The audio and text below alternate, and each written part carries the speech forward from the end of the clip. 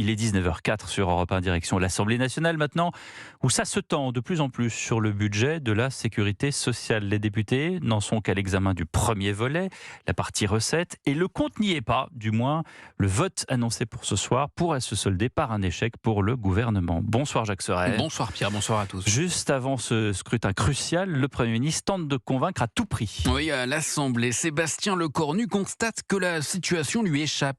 Là, je sens, mesdames et messieurs les députés, qu'on est en train de faire comme avant. Malgré tout, il maintient la pression sur les députés.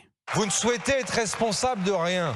Vous auriez préféré que j'engage la responsabilité du gouvernement. Je vais vous demander d'engager votre propre responsabilité. Est-ce qu'il y a un schéma dans lequel nous pouvons nous permettre qu'il n'y ait pas de projet de loi de finances pour la sécurité sociale ?